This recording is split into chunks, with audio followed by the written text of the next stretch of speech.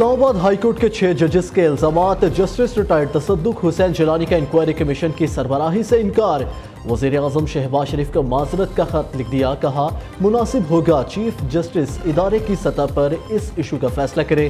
ججز نے خط سپریم جوڈیشل کونسل کے ممبران اور چیف جسٹس پاکستان کو لکھا۔ خط میں ادارہ جاتی مشاورت کی استدعا کی گئی۔ اس تناظر میں انکوائری کمیشن کا قیام آرٹیکل 209 کے زمرے میں نہیں آتا۔ خود پر اعتماد کرنے پر وزیر اعظم اور کابینہ کا مشکور ہوں۔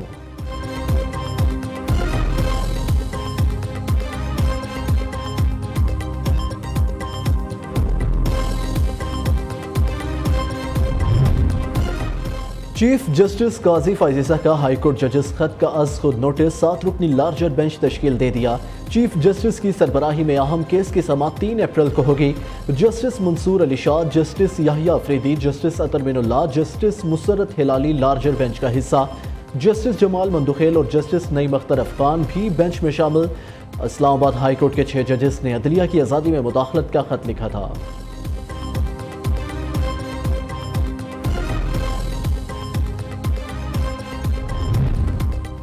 توشہ خانہ کیس میں بانی پی ٹی آئی اور اہلیہ بشرا بی بی کو بڑا ریلیف۔ اسلام آباد ہائی کورٹ نے دونوں ملزمان کی سزا معطل کر دی۔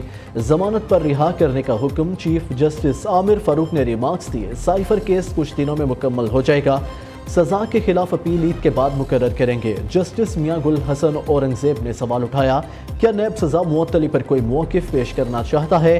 نیب پروسیکیوٹر نے کہا، فیصلے کا جائزہ لیا، ہمیں سزا معطلی پر کوئی اعتراض نہیں۔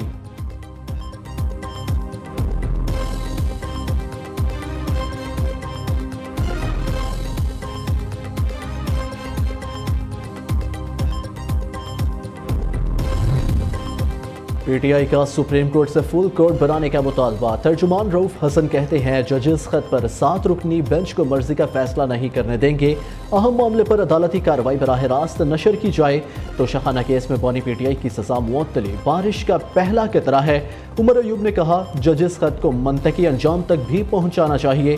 عدلیہ کو دباؤ میں لانا شہریوں کے بنیادی حقوق پامال کرنے کے مترادف ہے۔ ججز کے گھر کی جاسوسی کرنے والوں کے خلاف سخت کارروائی ہونی چاہیے۔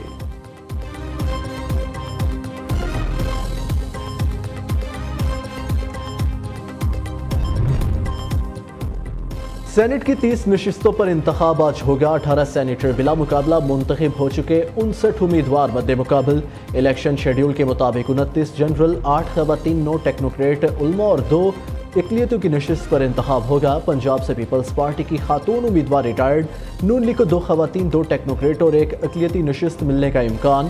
سندھ میں پیپلز پارٹی کا سینٹ الیکشن میں فیصل واوڑا کو سپورٹ کرنے کا اعلان۔ خیبر پختونخوا میں سینٹ الیکشن پر ڈیڈ لاک برقرار، اسمبلی کا اجلاس بلانے کا تاحال کوئی فیصلہ نہ ہو سکا۔ ترجمان الیکشن کمیشن نے کہا، حلف برداری ہوگی تو الیکشن ہو جائے گا۔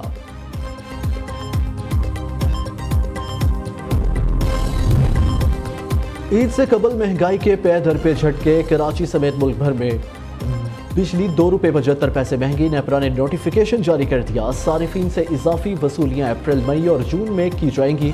حکومت عوام کی جیبوں پر 85 ارب 20 کروڑ روپے بٹورے گی۔